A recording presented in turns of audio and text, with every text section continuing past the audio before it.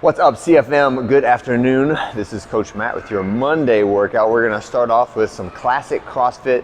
This is a 4-time triplet with a descending rep scheme. So let's begin with the warm-up. 2 rounds through jog 400 meters on the first round, and then on the second round, I want you to begin with about a minute of rope skipping. So this could be practicing our singles or working in some doubles, however you wanna do it. To warm up for what we're going to use in the workout. After you're jogging, I want you to do kips. So for the kips, we'll be hanging from the bar, working on horizontal scapular motion, right? So try and get your head past your arms in the front and your nose behind your arms at the back. And then we're working on cycling that position so that you have balance and you can stop at any point in the movement.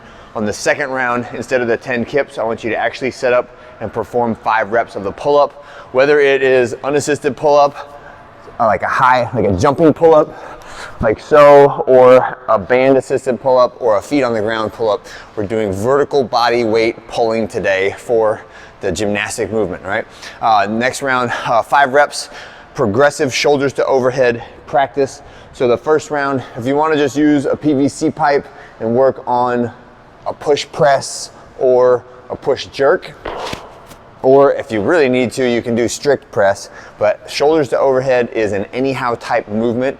When we get into the workout, you may do whatever you feel is most efficient or the movement that you're the most comfortable with.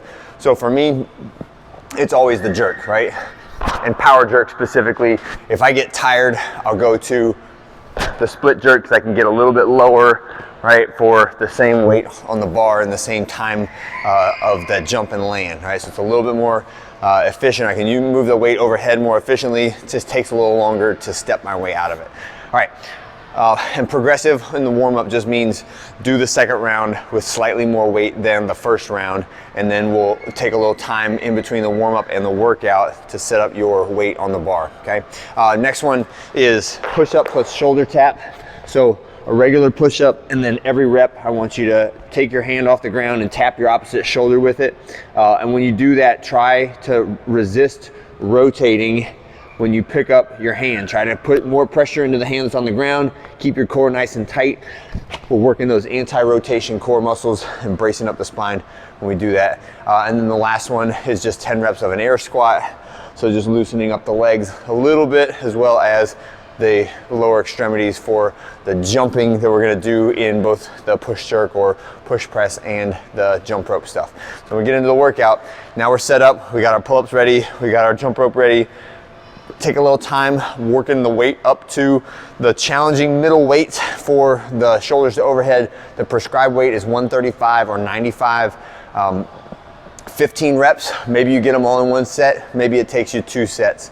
My intent for this was if you are looking relative to your 1 rep max strict press, it should be within, say 10-15% of your 1 rep max strict press, right? So I'm saying you can do the movement today any way you want to. You can use the legs, but it's based on, if you're using a percentage, it's based on the strict movement, okay?